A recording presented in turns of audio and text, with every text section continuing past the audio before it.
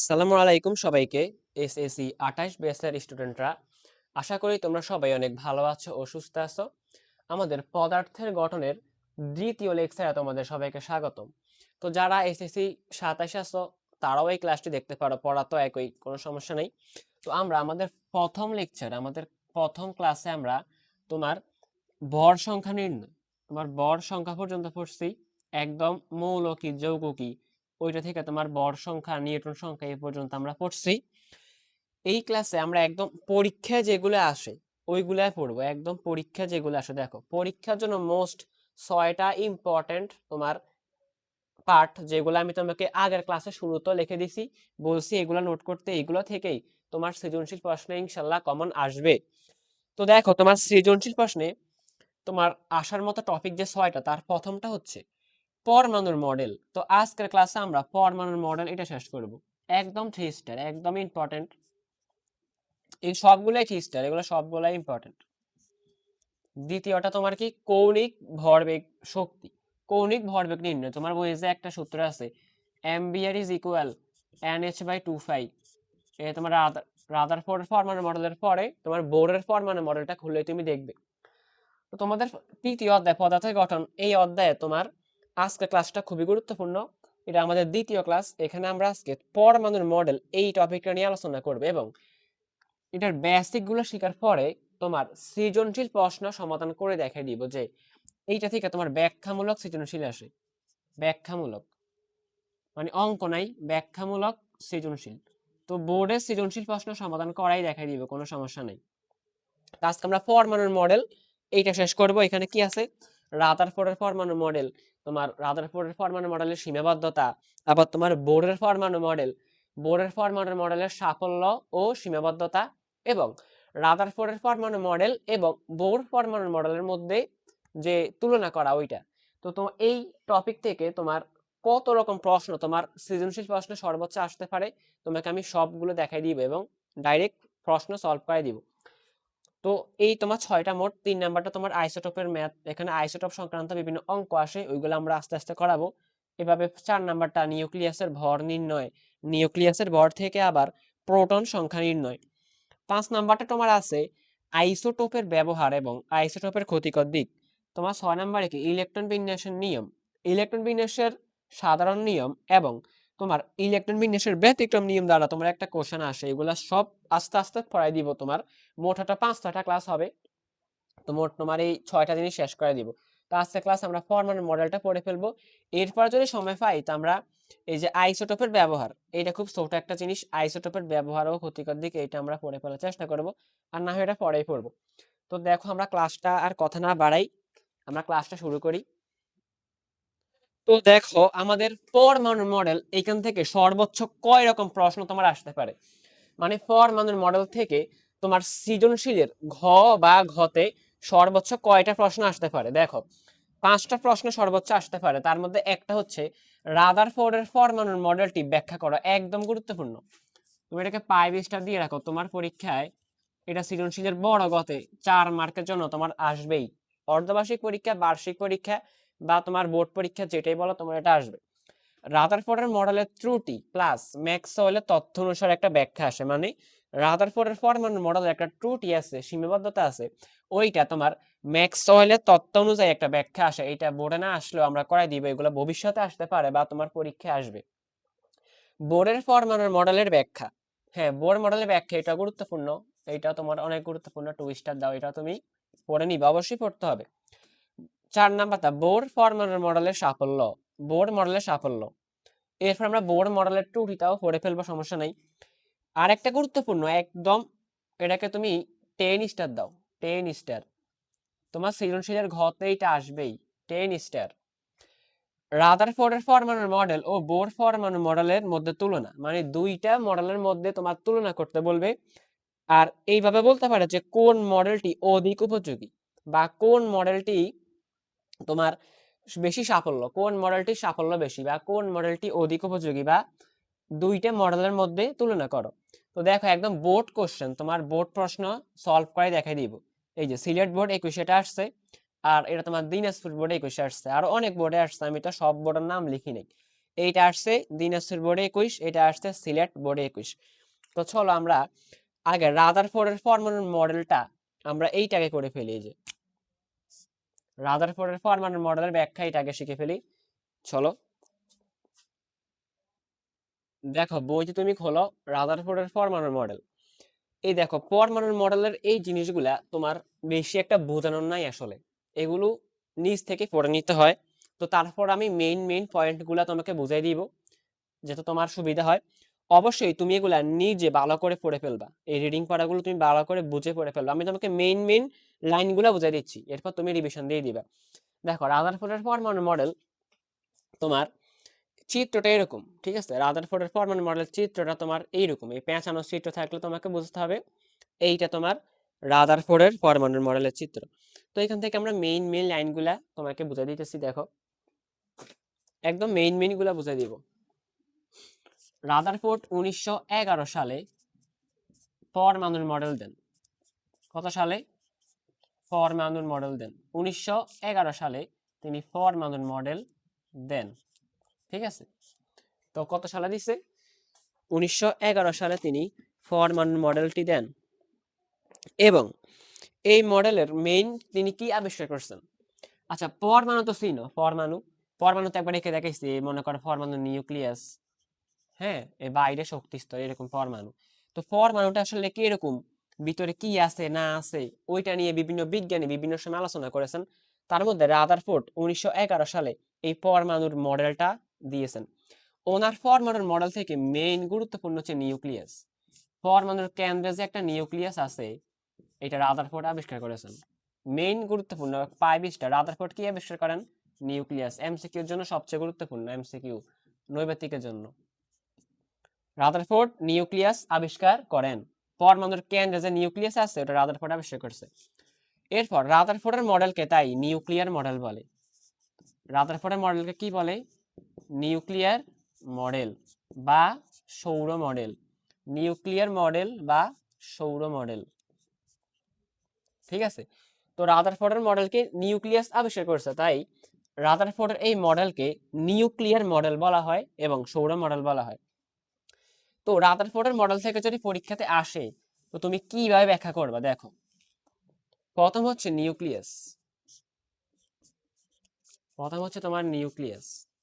Rutherford তোমার nucleus আবিষ্কার করেন, নিউক্লিয়াস, ঠিক আছে? তো নিউক্লিয়াস পরমাণুর কেন্দ্রে থাকে, নিউক্লিয়াস থাকে পরমাণুর কেন্দ্রে। মনে করো এই একটা পরমাণু, মনে করো এত বড় একটা পরমাণু, এখন নিউক্লিয়াস থাকবে পরমাণুর কেন্দ্রে একদম মাঝখানে। আর নিউক্লিয়াস খুব ছোট হয়, পরমাণুর একদম মাঝখানে নিউক্লিয়াস থাকে আর বাকি জায়গাগুলো পায় ফাঁকা, ঠিক আছে? তো নিউক্লিয়াস থাকে কোথায়? পরমাণুর কেন্দ্রে। এবং তোমার পরমাণুর যে ভর বা ওজন ওইটা তোমার নিউক্লিয়াসের ভরের সমান।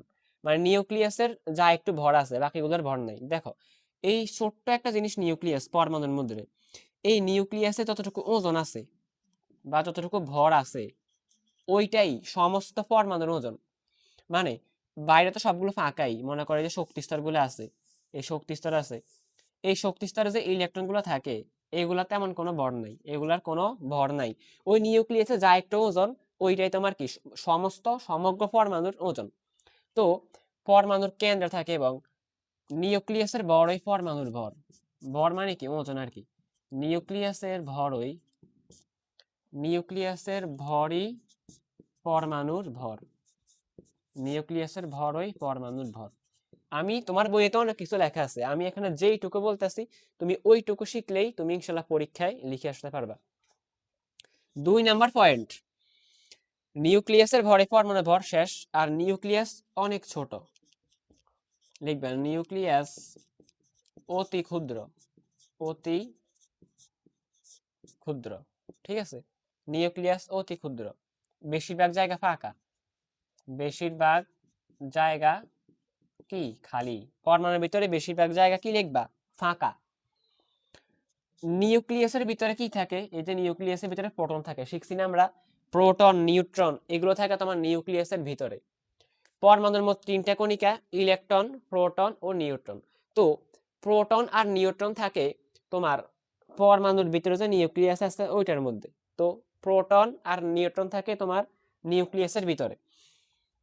তুমি লিখবা নিউক্লিয়াসের ভিতরে যতগুলো প্রোটন আছে, নিউক্লিয়াসের ভিতরে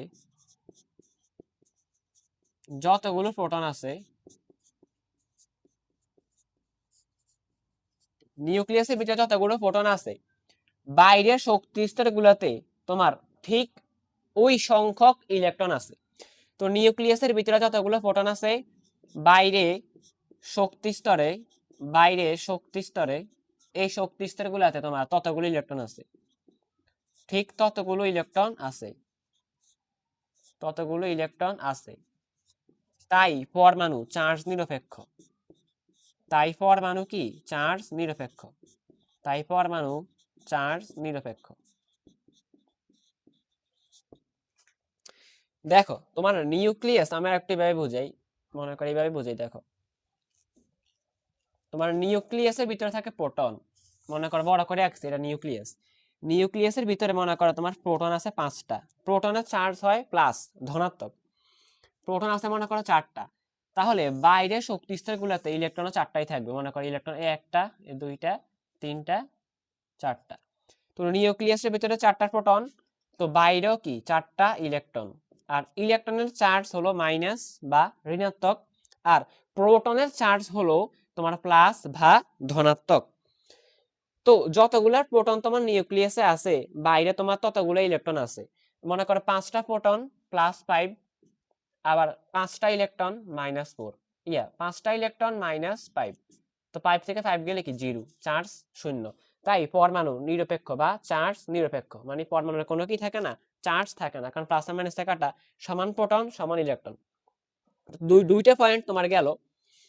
এবার তৃতীয় পয়েন্ট তুমি কি লিখবে? দেখো তৃতীয় পয়েন্ট হচ্ছে আকর্ষণ। কি থাকবে? আকর্ষণ। প্লাসে মাইনাসে আকর্ষণ, প্লাসে মাইনাসে আকর্ষণ, অর্থাৎ প্রোটন, নিউক্লিয়াসের ভিতরে প্রোটন থাকে, এই প্রোটন আর ইলেকট্রনের আকর্ষণ। আকর্ষণ তুমি কি লিখবা? নিউক্লিয়াসের ভিতরের প্রোটন এবং বাইরের ইলেকট্রনগুলা আকর্ষণ করে একে অপরকে। প্রোটন ও নিউট্রন একে অপরকে আকর্ষণ করে। সোজা কথা, প্রোটন ও ইলেকট্রন একে অপরকে আকর্ষণ করে। প্রোটন ও ইলেকট্রন একে অপরকে কি করে? আকর্ষণ করে, একে অপরকে আকর্ষণ করে। ঠিক আছে, এই আরেকটা পয়েন্ট শেষ, 3 নাম্বার পয়েন্ট। 4 নাম্বার পয়েন্ট লিখবে। আর কত লিখবে বলো? লিখতে লিখতে তো অবস্থা খারাপ, এইগুলো লিখলে পরীক্ষা নাম্বার লাফাই লাফাই আসবে। 4 নাম্বার পয়েন্ট তুমি লিখবা যে সৌরজগতের সাথে তুলনা করা হয়েছে। তোমার রাদারফোর্ডের পরমাণুর মডেলকে তোমার সৌরজগতের সাথে তুলনা করা হয়েছে। সৌরজগতে যেরকম সূর্যকে কেন্দ্র করে গ্রহগুলা চারদিকে ঘুরে, রাদারফোর্ডের পরমাণু মডেলে বলা হয়েছে যে মাঝখানে যে নিউক্লিয়াস থাকে ওই নিউক্লিয়াসকে কেন্দ্র করে ইলেকট্রন গুলাও চারদিকে ঘুরে। তুমি এইটা লিখবা যে সৌরজগতের সাথে তুলনা করা হয়েছে। সৌরজগৎ, সৌরজগতের সাথে তুলনা করা হয়েছে। রাদারফোর্ডের পরমাণু মডেলকে সৌরজগতের সাথে কি তুলনা করা হয়েছে? সৌরজগতে সূর্যের চারদিকে গ্রহগুলো যেভাবে ঘুরে, এখানে রাদারফোর্ড বলছে যে পরমাণুর কেন্দ্রের নিউক্লিয়াসের চারপাশে ইলেকট্রন গুলাও ওইভাবেই কি আবর্তন করে। তাই যেহেতু এটাকে সৌরজগতের সাথে তুলনা করা হয়েছে, তাই রাদারফোর্ডের পরমাণুর মডেলকে সৌর মডেলও বলা হয়। সৌর মডেল বলা হয়। কি বলা হয়? সৌর মডেল। একদম গুরুত্বপূর্ণ, এটা দিয়ে উদ্দীপক আসবে, একটু পরেই পড়াবো। সৌর মডেল বলা হয়, সৌর মডেল বলা হয়। দেখছো? শেষ। এই কয়টা লিখলেই এনাফ, এই কয়টা লিখলেই তোমার এনাফ, 4টা-5টা পয়েন্ট লিখলেই এনাফ। নিউক্লিয়ার মডেল বা সৌর মডেল বলা হয়। শেষ, একদম ক্লিয়ার। রাদারফোর্ডের পরমাণু মডেল। দেখো রাদারফোর্ডের পরমাণু মডেল থেকে যে তোমার বোর্ড পরীক্ষায় প্রশ্ন আসছে ওইটা আমরা একদম সৃজনশীল প্রশ্ন সলভ করে দিচ্ছি। দেখো দিনাজপুর বোর্ড 21-এ তোমার রাদারফোর্ডের পরমাণু মডেল থেকে প্রশ্ন আসছে। দুইটা মডেল দেওয়া আছে, একটা হচ্ছে কি রাদারফোর্ডের মডেল আর একটা লেখছে বোর মডেল। তো এটা তোমার উদ্দীপক। সৃজনশীলের ঘ নাম্বারে বলছে কোন মডেলটিকে সৌর মডেল বলা হয়, ব্যাখ্যা করো। তো কোন মডেলকে সৌর মডেল বলে? অবশ্যই রাদারফোর্ডের মডেলকে। তুমি লিখবে যে উদ্দীপকের রাদারফোর্ডের মডেলকে সৌর মডেল বলে। রাদারফোর্ডের মডেলকে কি বলে? সৌর মডেল বলে, সৌর মডেল বলে। এখন বলছে ব্যাখ্যা করতে, তো ব্যাখ্যা কি হবে? ব্যাখ্যা সেম, একটু আগে যেগুলো পড়াইছি ওইগুলাই ব্যাখ্যা। এ নিউক্লিয়াস থাকে, তারপরে নিউক্লিয়াস অতি ক্ষুদ্র, ইলেকট্রন প্রোটন আকর্ষণ করে। আমি যেগুলো লিখে দিচ্ছি ওইগুলো লিখে এরপর বলবা যে সূর্যের চারদিকে যেরকম গ্রহগুলো ঘুরে সেরকম নিউক্লিয়াসের চারদিকে ইলেকট্রনগুলো ঘুরে, তাই রাদারফোর্ডের পরমাণুর মডেলকে সৌর মডেলও বলা হয়। তো তুমি আগে যেগুলো পড়াইছি ওইগুলা বলেই জাস্ট সৌর মডেল বলা হয় কেন ওইটা ব্যাখ্যা করে দিবা। তো আশা করি তুমি এটা করতে পারো। আমি একটু আগে যেগুলো পড়াইছি ওইগুলাই লিখবে। তো আশা করি তুমি এই ঘ নাম্বার উত্তরটা তুমি নিজেই করে ফেলবে। একটু আগে যেগুলো লেখাইছি ওইগুলাই উত্তর, ঠিক আছে? তুমি নিজে এটা করতে পারবা। ওইগুলো লিখে তুমি জাস্ট লাস্টে কি লিখবা, লাস্টে কি লিখবো ওটা বলি। তুমি লিখবা সৌরজগতে, সৌরজগতে সূর্যের চারদিকে যেরকম, সূর্যের চারদিকে গ্রহ ঘুরে, সূর্যের চারদিকে কে ঘুরে? সৌরজগতে সূর্যের চারদিকে গ্রহ ঘুরে, ঠিক সেই রকম রাদারফোর্ড বিজ্ঞানী রাদারফোর্ড বলেছেন যে পরমাণুর নিউক্লিয়াসের চারপাশে, নিউক্লিয়াসের চারপাশে ইলেকট্রনগুলো ঘুরে, নিউক্লিয়াসের চারপাশে কে ঘুরে? ইলেকট্রন ঘুরে। ই মাইনাস মানে কি? ইলেকট্রন। নিউক্লিয়াসের চারপাশে ইলেকট্রন ঘুরে। তো যেহেতু সূর্যের চারদিকে গ্রহ ঘুরা আর নিউক্লিয়াসের চারপাশে ইলেকট্রনগুলো ঘুরা প্রায় সেম সেম লাগে, তাই রাদারফোর্ডের মডেলকে সৌর মডেল বলা হয়। তো লাস্টে এইটুকু বলে দিবা, তোমার ব্যাখ্যা শেষ। তোমার ব্যাখ্যা কি? ব্যাখ্যা একদম ক্লিয়ার। তো দেখো আমাদের প্রথম কোশ্চেনটা আমাদের শেষ, ঠিক আছে? আমাদের প্রথম কোশ্চেনটা শেষ। এইবার আমরা পরের গুলা পড়ে ফেলবো। প্রথমটা ছিল, তুমি আশা করি খাতায় লিখছো, রাদারফোর্ডের মডেল। এরপর একটা ছিল রাদারফোর্ডের মডেলের সীমাবদ্ধতা এবং ম্যাক্সওয়েলের তত্ত্ব। তো চলো আমরা ওইটা পড়ে ফেলি। তো দেখো আর একটা গুরুত্বপূর্ণ পার্ট, রাদারফোর্ডের পরমাণু মডেলের সীমাবদ্ধতা এবং ম্যাক্সওয়েলের তত্ত্ব। সীমাবদ্ধতা মানে কি? সীমাবদ্ধতা মানে হচ্ছে তোমার দোষ ত্রুটি, মানে রাদারফোর্ড যে পরমাণুর মডেল দিয়েছেন ওইখানে অনেকটা ভুল হয়েছে, ওই ভুলগুলো আর কি। তো কি কি ভুল হয়েছে তুমি পয়েন্ট আকারে শিখে ফেলো। রাদারফোর্ডের পরমাণুর মডেলের সীমাবদ্ধতা দেখো, রাদারফোর্ডের পরমাণু মডেলে ইলেকট্রনের এক নম্বর পয়েন্ট, ইলেকট্রনের, ইলেকট্রন যে কক্ষপথে ঘুরবে বা শক্তি স্তরে ঘুরবে, কক্ষপথ বা শক্তি স্তরে যে ঘুরবে, ওই ইলেকট্রনের কক্ষপথের ব্যাসার্ধ, ব্যাসার্ধ আকার সম্পর্কে কোনো ধারণা দেননি। তো ইলেকট্রন যে কক্ষপথে ঘুরবে ওই কক্ষপথের ব্যাসার্ধ আকার সম্পর্কে তিনি কোনো কি ধারণা দেয়নি, ধারণা দেননি। তো এইটা একটা পয়েন্ট। দ্বিতীয় পয়েন্ট তুমি লিখবা, রাদারফোর্ড কি করছে মনে আছে? সৌরজগতে সূর্যের চারপাশে যেরকম গ্রহগুলা ঘুরে, তিনি কি বলছেন যে ওনার মডেলে উনি বলছেন নিউক্লিয়াসের চারপাশে ইলেকট্রনগুলো ওইভাবেই ঘুরে। তো তিনি সূর্যের সাথে অর্থাৎ সৌরজগতের সাথে তিনি তার মডেলকে তুলনা করেছেন। তো এইটা কি ঠিক? এইটা ঠিক না, কারণ সৌরজগতে, সৌরজগতে মনে করো এই যে সূর্য, সূর্যের চারপাশে কি গ্রহগুলা ঘুরে। তো সূর্যের চারপাশে যে গ্রহ ঘুরে, এই সূর্য ও গ্রহের কি কোনো চার্জ আছে? কোনো চার্জ নেই, এটা তো নিরপেক্ষ। সূর্য আর গ্রহের কি কোনো চার্জ আছে? ধনাত্মক ঋণাত্মক কোনো চার্জ নাই। কিন্তু পরমাণুর মডেলের তিনি যে বলছেন নিউক্লিয়াস, নিউক্লিয়াসের চারদিকে যে এই কক্ষপথে ইলেকট্রনগুলা ঘুরে, তো ইলেকট্রনের চার্জ তো মাইনাস, ইলেকট্রনের চার্জ তো মাইনাস, আর আর প্রোটনের চার্জ কি? ইলেকট্রনের চার্জ মাইনাস, আর নিউক্লিয়াসের ভিতরে যে প্রোটন আছে ওই প্রোটনের চার্জ তোমার কি প্লাস। তো নিউক্লিয়াসের চার্জ প্লাস অর্থাৎ ধনাত্মক, আর শক্তি স্তরে যে ইলেকট্রন ঘুরে ওই ইলেকট্রনের চার্জ তোমার মাইনাস অর্থাৎ ঋণাত্মক। তো ধনাত্মক চার্জবাহী নিউক্লিয়াসের চারদিকে ঋণাত্মক চার্জবাহী ইলেকট্রন ঘুরে, ওইটা কি তোমার সূর্যের আর গ্রহের মধ্যে তুলনা করা যায়? কারণ সূর্য এবং গ্রহ এরা কি চার্জ নিরপেক্ষ, সূর্যের কোনো চার্জ নাই, গ্রহের কোনো কি নাই, ধনাত্মক ঋণাত্মক চার্জ নাই। তো চার্জ নিরপেক্ষ জিনিসের সাথে চার্জ যুক্ত জিনিসের তুলনা করা অযৌক্তিক, তাই এরা তার ভুল হয়েছে। তুমি এটাই লিখবে যে সৌরজগতের সাথে, সৌরজগতের সাথে পরমাণুর মডেলের তুলনা করাটা তার ঠিক হয়নি। পরমাণুর মডেলের তুলনা ঠিক হয়নি, তুলনা ঠিক হয়নি। তৃতীয় পয়েন্ট, একের অধিক ইলেকট্রন বিশিষ্ট পরমাণুতে, একের অধিক ইলেকট্রন, কোন একটা পরমাণুতে ইলেকট্রন মনে করো একের বেশি আছে, একের অধিক ইলেকট্রন বিশিষ্ট পরমাণুতে ইলেকট্রন কিভাবে ঘুরবে, ইলেকট্রন বিশিষ্ট পরমাণুতে ইলেকট্রন কিভাবে ঘুরবে ওইটার ব্যাখ্যা কি তিনি দেননি।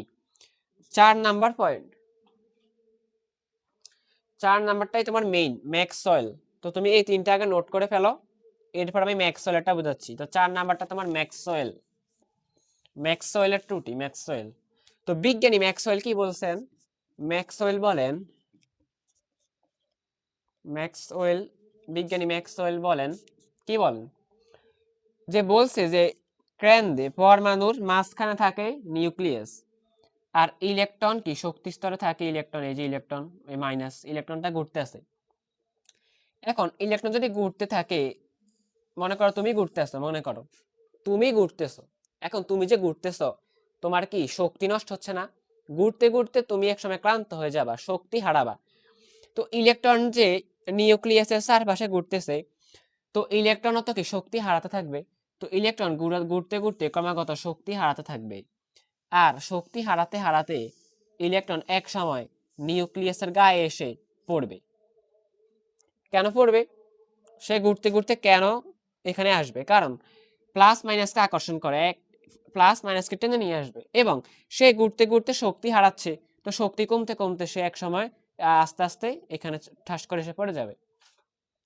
তো তখন প্লাস আর মাইনাসে কি কাটাকাটি, ধ্বংস হয়ে যাবে।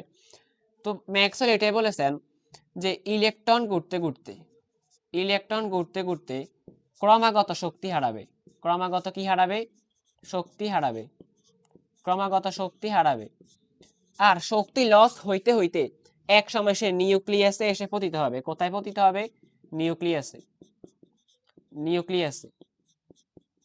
তো মাইনাস ইলেকট্রন প্লাস নিউক্লিয়াসে পড়লে প্লাস আর মাইনাসে কাটা, ধ্বংস, নিউক্লিয়াস আর ইলেকট্রন একদম দুটো একসাথে হলে ধ্বংস হয়ে যাবে। তাহলে পরমাণু ধ্বংস হয়ে যাবে, তো পরমাণুর অস্তিত্ব পাওয়া যাবে না। এটা যদি হয় তাহলে পরমাণুর অস্তিত্ব পাওয়া যাবে না, পরমাণুর অস্তিত্ব পাওয়া যাবে না। আর পরমাণুর অস্তিত্ব পাওয়া না গেলে পৃথিবীতে তো কিছুই থাকতো না। তো বাস্তবে কিন্তু এমনটা হয় না। ম্যাক্সওয়েল বলছে যদি রাদারফোর্ডের পরমাণুর মডেল সঠিক হয় তাহলে এই কাহিনী ঘটবে, রাদারফোর্ডের পরমাণুর মডেল যদি সঠিক হয় তাহলে এই কাহিনী ঘটবে, মানে ইলেকট্রন নিউক্লিয়াসে এসে পড়বে, পরমাণুর অস্তিত্ব বিলুপ্ত হয়ে যাবে। কিন্তু বাস্তবে কি পরমাণু অস্তিত্ব বিলুপ্ত হয়েছে, না, বাস্তবে পরমাণু ঠিক মতোই আছে, অস্তিত্ব বিলুপ্ত হয় নাই। তাহলে ম্যাক্সওয়েলের কথা যদি সত্য হয় তাহলে রাদারফোর্ডের মডেল কি ভুল। তো এইটাই প্রমাণ করে যে রাদারফোর্ডের পরমাণু মডেলটা ভুল, কারণ তিনি নির্দিষ্ট একটা কক্ষপথ সম্পর্কে ধারণা দেননি। যদি তিনি বলতেন যে ইলেকট্রন একটা নির্দিষ্ট কক্ষপথে ঘুরবে, এ মাইনাস ইলেকট্রনটা এইখান দিয়ে ঘুরবে, এইখান দিয়ে ঘুরবে, সে আর নিচে সে আসবে না, এইটা তিনি যদি বলতেন তাহলে তো ম্যাক্সওয়েল এই ভুলটা ধরতে পারতেন না। তো এইটা তিনি বলেন নাই, তাই বলছে ম্যাক্সওয়েল বলছে কি ইলেকট্রন যদি কোনো কক্ষপথ না থাকে তো সে আন্দাজে ঘুরতে ঘুরতে এক সময় কোথায় পড়বে, নিউক্লিয়াসে পড়বে, আর পরমাণুর অস্তিত্ব বিলুপ্ত হয়ে যাবে। তো এটা তোমার ম্যাক্সওয়েলের ত্রুটি, ম্যাক্সওয়েল এইটাই ভুল ধরছেন। তো এগুলো তুমি নিজ থেকে একটু পড়ে নাও, এগুলো এত বেশি তোমার ইয়ে না, ঠিক আছে, নিজ থেকে পড়ে ফেলবে এগুলা। মেইন ক্লাসটা তুমি দেখবে আমার তৃতীয় ক্লাস, এটা আমার 2 নাম্বার ক্লাস। এই অধ্যায়ের 3 নাম্বার ক্লাসটা দেখবো, এখানে আমি একদম সুন্দরভাবে তোমাকে অঙ্কগুলো করাই দিব, ওইটা দেখলে বুঝবা যে আমি কেমন পড়াই। এখানে তো তোমার এগুলো আশা করি এত বেশি কেউ পড়ায় না, এগুলা তো পোলাপাইন নিচ থেকে পড়ে নেয়, এত বেশি দরকার নাই এগুলা। তারপরে এগুলো থেকে তোমার পরীক্ষা আসবে, তোমাকে তো অবশ্যই পড়তে হবে। তো তোমার শেষ।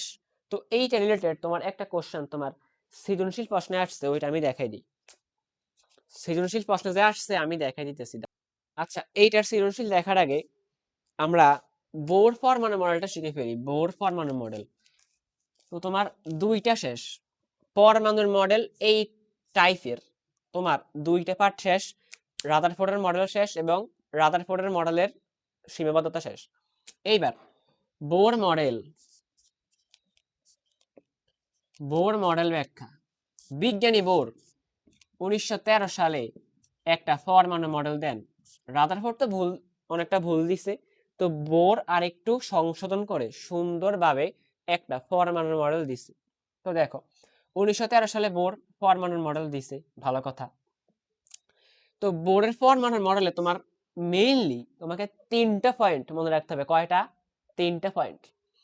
1 নাম্বার পয়েন্ট হচ্ছে তোমার কক্ষপথ। কক্ষপথ কক্ষপথ কি যে সে কক্ষপথ না, স্থায়ী কক্ষপথ। স্থায়ী কি কক্ষপথ? স্থায়ী কক্ষপথ। স্থায়ী কক্ষপথ সম্পর্কে ধারণা দিচ্ছে। দ্বিতীয় পয়েন্ট, তিনি কৌণিক ভরবেগ সম্পর্কে ধারণা দিয়েছেন। কৌণিক ভরবেগ। তৃতীয় পয়েন্ট, তিনি দিছে পারমাণবিক বর্ণালী। পারমাণবিক বর্ণালী।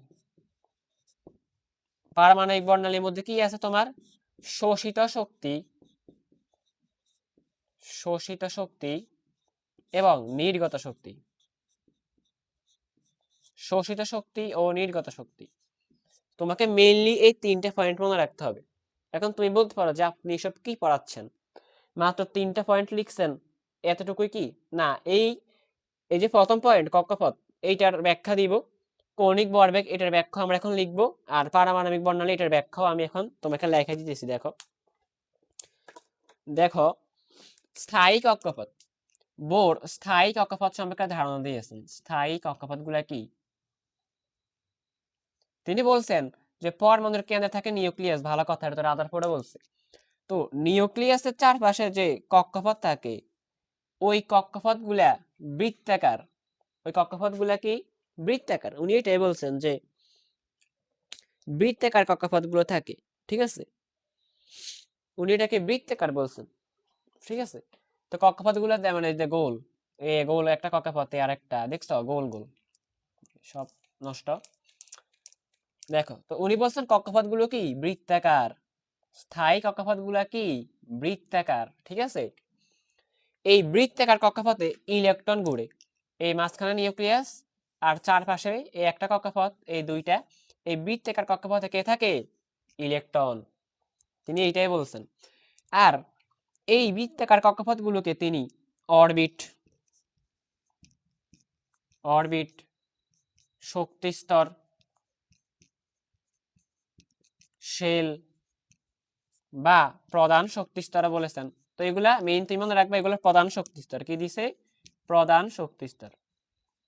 আর এই প্রথম, মনে করো এটা তো নিউক্লিয়াস, ভালো করে বুঝো, এটা তো নিউক্লিয়াস। তো প্রথম কক্ষপথটাকে তোমার নাম হচ্ছে এল, না কে? দ্বিতীয় কক্ষপথের নাম তোমার হচ্ছে এল। দেখো এগুলা ভালো করে বুঝো, ভালো করে বুঝাচ্ছি। দেখো এগুলা মুছাই দিই। দেখো এগুলা দ্বিতীয় কক্ষপথ 3টে থাকে, তৃতীয় মনে করো 4টা আছে, চতুর্থ। ঠিক আছে, মনে করো কয়টা আছে দেখা যায়? হ্যাঁ দেখা যায় 4টা।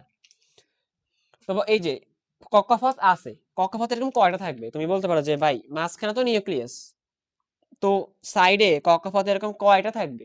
কোনো হিসাব নাই, অসংখ্য কক্ষপথ থাকতে পারে। ঠিক আছে, তোমরা তো চিন্তা করার দরকার নাই, কক্ষপথ যা খুশি থাকুক। তো প্রথম কক্ষপথ নাম কে? প্রথম প্রধান শক্তিস্তর। এগুলা কি বলে? কক্ষপথ, অরবিট, শক্তিস্তর, প্রধান শক্তিস্তর, শেল, অনেক নামে এগুলোকে বলে।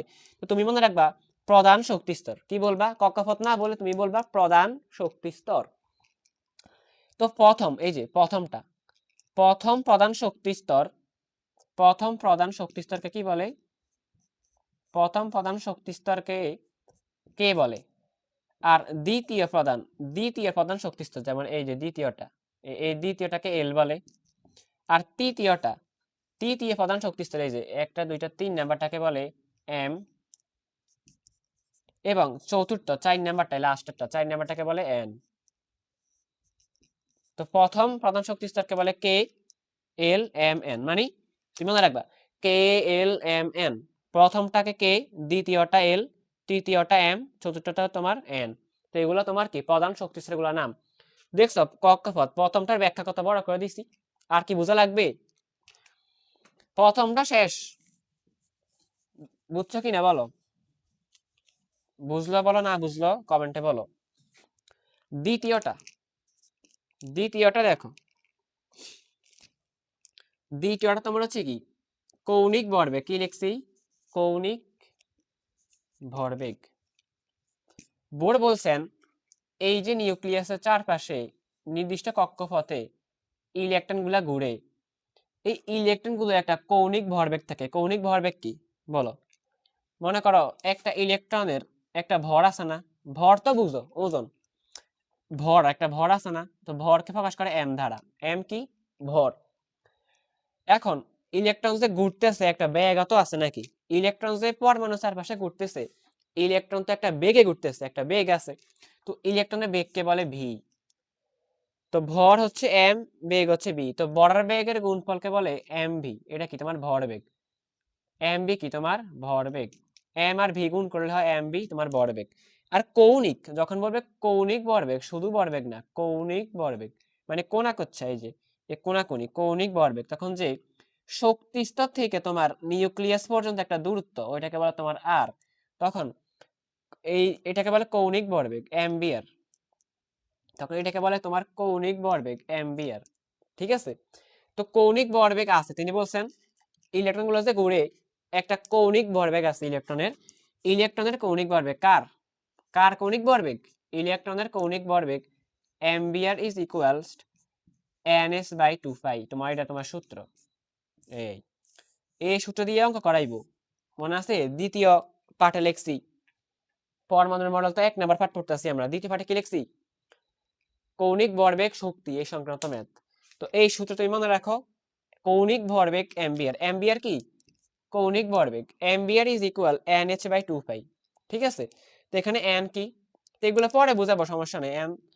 n হচ্ছে তোমার শক্তি স্তর সংখ্যা, h হচ্ছে কি প্লাঙ্কের ধ্রুবক, 6.626 ইন্টু 10 ইনভার্স 34, ঠিক আছে, জুল, জুল সেকেন্ড নাকি জুল পার সেকেন্ড, তোমার 10 ইনভার্স 34 জুল, ঠিক আছে, জুল সেকেন্ড। আচ্ছা যাক, এরপর তোমার পাই, এই তোমার এই যে 2 আর পাই, পাই এর মান তো মুখস্থ 3.1416, ঠিক আছে? তো এগুলা তোমার এখানে মান।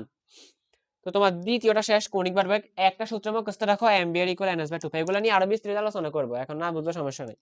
3 নাম্বারটা কি? এগুলা শেষ, আর ঝামেলা করে লাভ নেই। এবার তৃতীয়টা দেখো, তৃতীয়টা, তৃতীয়টা হচ্ছে কি, হচ্ছে তোমার মনে করো এই যে তোমার ইলেকট্রন, এই যে তোমার নিউক্লিয়াস, বাইরে শক্তি স্তর আছে, তো এই শক্তি স্তরে মনে করো ইলেকট্রন আছে। এখন ইলেকট্রন উপরে শক্তি স্তর থেকে, তুমি চিন্তা করো, মনে করো তোমার কি একটা সিঁড়ি দিয়ে তুমি মনে করো চাঁদে উঠবে, তো নিচ থেকে উপরে ওঠা সহজ নাকি উপর থেকে নিচে ওঠা সহজ? বলো, নিচ থেকে উপরে ওঠা সহজ নাকি উপর থেকে নিচে ওঠা সহজ, কোনটা সহজ?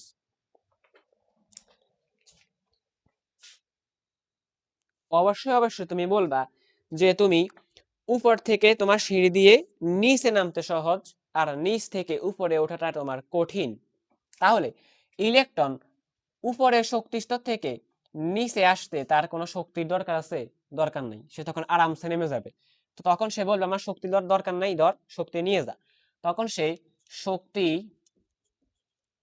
ত্যাগ করবে, শক্তি ত্যাগ করবে বা শক্তি বিকিরণ করবে, বিকিরণ করবে, তখন শক্তি ত্যাগ করবে বা বিকিরণ করবে বা নির্গত করবে, একই কথা। উপর থেকে নিচে আসে সে শক্তি ত্যাগ করবে বা বিকিরণ করবে বা নির্গত করবে। আর যদি সে নিচ থেকে উপরে যায় তখন তো তার কষ্ট, তো তখন তার আর শক্তি নাই, তো তখন সে বলতে আছে ঠিক আছে ভাই এবার শক্তি দাও। তখন সে নিচ থেকে উপরে যাইতে তার শক্তি আরো লাগবে এবার, তখন সে নিচ থেকে উপরে যাইতে, লেখে রাখো, নিচের শক্তিস্তর থেকে, নিচের শক্তিস্তর থেকে উচ্চ শক্তিস্তরে যেতে, উচ্চ শক্তিস্তরে যেতে শক্তি আরো লাগে, যেতে শক্তি কি করে, যেতে ইলেকট্রন শক্তি শোষণ করে। অর্থাৎ নিম্ন শক্তিস্তর থেকে উচ্চ শক্তিস্তরে যাইতে ইলেকট্রন শক্তি শোষণ করে, আর উপরের শক্তিস্তর থেকে নিচে শক্তিস্তরে আসতে ইলেকট্রন শক্তি ছেড়ে দেয়, নির্গত করে। সোজা হিসাব। তো এই নির্গত শক্তি, এটা একটা সূত্র আছে ডেল ই। ডেল ইটা কি? তোমার এই যে শক্তি ছাড়ছে, শক্তি যতটুকু শক্তি গ্রহণ করছে বা ছাড়ছে ওটাকে বলে ডেল ই। ডেল ই সমান তোমার সিএইচ বাই ল্যামডা। ডেল ইটা সমান তোমার কি সিএইচ বাই ল্যামডা, ঠিক আছে? ডেল ই সমান তোমার সিএস বাই ল্যামডা বা ইকুয়াল তুমি আরেকটা করে এইচ মিউ, এই আর একটা সূত্র, ঠিক আছে? তো এখন তুমি সূত্রগুলো বুঝতে হবে না। 3 নাম্বার ক্লাসে, এর পরবর্তী ক্লাসে আমরা সূত্রগুলো নিয়ে বিস্তারিত আলোচনা করব এবং অঙ্ক করাই দিব। তোমার পরীক্ষায় কি রকম অঙ্ক আসতে পারে বা কি রকম অঙ্ক আসছে আমরা অঙ্কগুলো করাই দিব, কোনো টেনশন নাই। তুমি এখন এই সূত্রগুলো নিয়ে প্যারা খাওয়া দরকার নাই, ঠিক আছে? তুমি জাস্ট যা বলতাছি, এই উপর থেকে নিচে গেলে কি হয়, নিচ থেকে উপরে আসলে কি হয়, শক্তি শোষণ বিকিরণ, এটুকু মনে রাখো। শেষ, বোর্ড মডেল শেষ, বোর্ড মডেলের ব্যাখ্যা শেষ। এইটা পড়াইতে মেলা টাইম লাগবে। 36 মিনিট হয়ে গেছে অলরেডি, 36 মিনিটের ভিডিও।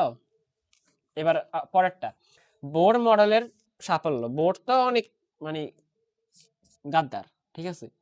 বোর মডেলের সাফল্য এবার হচ্ছে কি, বোর মডেলের সাফল্য। বোর মডেল তো অনেক সাফল্য করে ফেলছে একদম। সাফল্যগুলা কি? তিনি স্থায়ী কক্ষপথ সম্পর্কে ধারণা দিয়েছেন, স্থায়ী কক্ষপথ সম্পর্কে ধারণা দিয়েছেন। দ্বিতীয়, কৌণিক ভরবেগ সম্পর্কে ধারণা দিয়েছেন। আর কি লাগে? কৌণিক ভরবেগ সম্পর্কে ধারণা দিয়েছেন। 3 নম্বরে পারমাণবিক বর্ণালী সম্পর্কে ধারণা দিয়েছেন। ও আর একটু জিনিস বুঝাই দিই, এই যে ইলেকট্রন তোমার উপর থেকে নিচে আসবে, উপর থেকে নিচে আসে যে শক্তি ছেড়ে দিবে, তখন একটা আলো দেখা যায়, আলো। ইলেকট্রন যে উপর থেকে নিচে আসতে শক্তি ছেড়ে দিবে, তখন একটা আলো দেখা যায়, ওই আলোকে বলে পারমাণবিক বর্ণালী। ওইটাকে বলে কি? পারমাণবিক বর্ণালী। পারমাণবিক পারমাণবিক বর্ণালী। শেষ। তো পারমাণবিক বর্ণালী সম্পর্কে ধারণা দিয়েছেন কার? হাইড্রোজেন, হাইড্রোজেন সহ এক ইলেকট্রন বিশিষ্ট, এক ইলেকট্রন বিশিষ্ট, এক ইলেকট্রন বিশিষ্ট মৌল বা আয়নের, এক ইলেকট্রন বিশিষ্ট মৌল বা আয়নের, আয়নের। শেষ। মোট যাদের একটা ইলেকট্রন আছে, বোরের মডেল অনুযায়ী তাদের পারমাণবিক বর্ণালী ব্যাখ্যা করা যায়। যাদের একটা ইলেকট্রন, তাদের পারমাণবিক বর্ণালী বোর মডেল অনুযায়ী ব্যাখ্যা করা যায়। তো এগুলোই তার সাফল্য, সে অনেক মহান হয়ে গেছে। এখন রাদারফোর্ডের তো কোনো সাফল্য বেশি একটা ছিল না, রাদারফোর্ডের তো ছিল সব সীমাবদ্ধতা। মনে আছে প্রথমে কি পড়ছি? রাদারফোর্ডের ছিল সীমাবদ্ধতা আর বোরের পাইছো কি? সাফল্য। এবার তোমাকে বলবে যে দুইটা মডেলের তুলনা করতে, কি বলবে? দুইটা মডেলের তুলনা। এবার তুমি সবচেয়ে গুরুত্বপূর্ণ জিনিসটা লিখে ফেলো, যে দুইটা মডেলের তুলনা। আর বোর ফর মডেলের সীমাবদ্ধতাগুলো আছে, ওগুলো একটু পড়ে নিও, ঠিক আছে? ওগুলো তুমি একটু পড়ে নিও, এত বেশি গুরুত্বপূর্ণ না, পড়ে নিবা, অবশ্যই পড়ে নিবা। এদিকে দেখো রাদারফোর্ড, রাদারফোর্ড, আর এদিকে আসে কে? বোর। এদিকে আছে কে? বোর। এদিকে রাদারফোর্ড, এদিকে তোমার বোর। এখন সবচেয়ে গুরুত্বপূর্ণ প্রশ্ন যেটা আমরা লাস্টে লিখছিলাম, বোর মডেল ও রাদারফোর্ডের মডেলের মধ্যে তুলনা করতে বলবে। কোন মডেলটা বেশি উপযোগী, কোন মডেলটা বেশি সাফল্য অর্জন করেছে, ওইটা নিয়ে তোমার কোশ্চেন আসবে। তো আমরা এখন ওইটাই পড়তেছি, কোন মডেল বেশি উপযোগী। তোমার যখন প্রশ্ন আসবে দুইটা মডেলের মধ্যে তুলনা করো, কোনটা বেশি উপযোগী, কোনটা বেশি সাফল্য, তখন তুমি এই দুইটা সাইডে লিখবে। রাদারফোর্ড নিউক্লিয়াস আবিষ্কার করেছেন, ভালো কথা, নিউক্লিয়াস আবিষ্কার করেছেন, ঠিক আছে। আর বোরকে দিছে স্থায়ী কক্ষপথ, স্থায়ী কক্ষপথ, এবং কি বলছে? বৃত্তাকার কক্ষপথ, বৃত্তাকার কক্ষপথ। নিউক্লিয়াস আবিষ্কার করছেন, নিউক্লিয়াসের ভিতরে ফোটন থাকে, নিউট্রন থাকে, এগুলো আরো কিছু কথা লিখবে। স্থায়ী কক্ষপথ গুলা কে, এল, এম, এন, ওই বিস্তৃত একটু আর একটু বাড়াই লিখবে। দ্বিতীয় পয়েন্ট, রাদারফোর্ড কক্ষপথ ব্যাসার্ধ সম্পর্কে কোনো ধারণা দেননি। কক্ষপথ ব্যাসার্ধ সম্পর্কে কি ধারণা দেননি, কিন্তু বোর কি বলছে, স্থায়ী কক্ষপথ, স্থায়ী ও বৃত্তাকার কক্ষপথ সম্পর্কে কি দিছে, ধারণা দিছে। তাহলে বোর কি এগিয়ে আছে। এইবার রাদারফোর্ড বলছে কি, তিনি তার পরমাণু মডেলকে সৌরজগতের সাথে তুলনা করেছে, সৌরজগতের সাথে তুলনা করেছেন।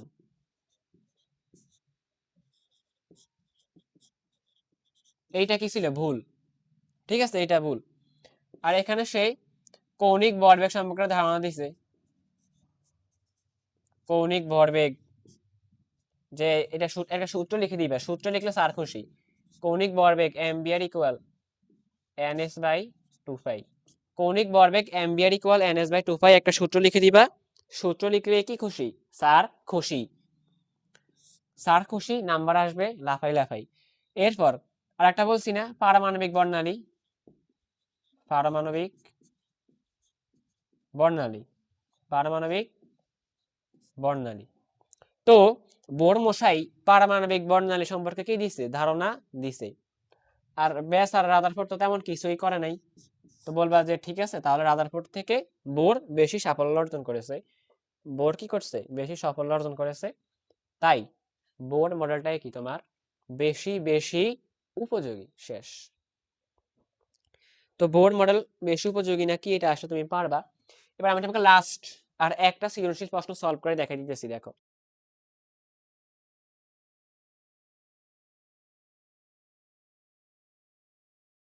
তোমার যশোর বোর্ড 21, তোমার যশোর বোর্ড 21 এটা আসছে। দেখো, তোমার যশোর বোর্ড 21 এটা আসছে, এই দেখো তোমার যশোর বোর্ড 21 এটা আসছে, ঠিক আছে, এই দেখো যশোর বোর্ড 21, ঠিক আছে। তোমার গাইডেটা থাকবে, গাইডে, ঠিক আছে, গাইডে থাকবে, বোর্ডও লিখছি। তো গাইড খুললে পাবা, বোর্ডও আছে, সমস্যা নেই। দেখো যশোর বোর্ড 21 সালে এটা আসছে।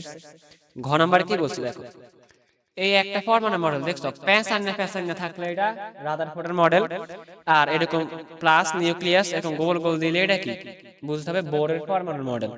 দেখো ইলেকট্রন উপর থেকে নিচে নামছে, শক্তি কি নির্গত হচ্ছে, আর ইলেকট্রন তোমার নিচ থেকে উপরে যাচ্ছে, তো শক্তি কি হচ্ছে, তোমার শোষিত হচ্ছে, শক্তি তোমার শোষিত হইতেছে, ঠিক আছে, শক্তি শোষিত হইতেছে। এখন দেখো ঘ নাম্বারটা পড়ো, ঘ নাম্বারে কি বলছে, গ নাম্বারে বলছে 2 নং মডেলের মতবাদগুলো লিখো। 2 নং মডেল তো হচ্ছে বোরের, তো তুমি গ নাম্বার কি আসছে, বোর মডেলের মতবাদ, বোর মডেল পড়াইছি না, বোর মডেলের মতবাদ এই যেইগুলো পড়াইছি, কক্ষপথ, কৌণিক ভরবেগ, পারমাণবিক বর্ণালী, শক্তি শোষণ নির্গত হওয়া, ওইগুলা দিয়ে ব্যাখ্যা করে দিবা। গ নাম্বার ডান। বড় গ দেখো 1 নং মডেল কেন গ্রহণযোগ্য নয়। 1 নং মডেল তোমার রাদারফোর্ডের মডেল, তো রাদারফোর্ডের মডেলের অনেক সীমাবদ্ধতা আছে, পড়াইছি না। তো ঘ নাম্বারে কি আসছে, রাদারফোর্ডের মডেল উপযোগী নয়, অর্থাৎ রাদারফোর্ডের মডেলের সীমাবদ্ধতা। বড় গতে আসছে রাদারফোর্ডের মডেলের সীমাবদ্ধতা। রাদারফোর্ডের মডেলের সীমাবদ্ধতা কতবার পড়াইছি, তো রাদারফোর্ডের মডেলের সীমাবদ্ধতা তোমার বড় গতে আসছে, ওইটা তুমি করে দিবে। শেষ। তো এই সৃজনশীলটা তোমার পুরো কমন, সবগুলো অ্যানসার আমি কিন্তু আগে করে দিছি, তুমি ওইগুলাই লিখবে, ঠিক আছে। তোমার এইরকম একটা কোশ্চেন তোমার পরীক্ষাতে আসতে পারে, ঠিক আছে। শেষ। তো দেখো তোমার দিনাজপুর বোর্ড 21 আর একটা কোশ্চেন বলছি না, খুব গুরুত্বপূর্ণ একটা প্রশ্ন, এরকম আসবে তোমার বড় গতে, যে মডেল দুটি তুলনা করো, বা কোন মডেলটি উদ্দীপকের কোন মডেলটি বেশি গ্রহণযোগ্য, কোন মডেলটি বেশি উপযোগী, কোনটা সাফল্য বেশি, করেছি না। এবার দাগ দিয়ে এই পাশে রাদারফোর্ড লিখবে, এই পাশে বোর্ড লিখবে, একটা করেছি না, ওইটা।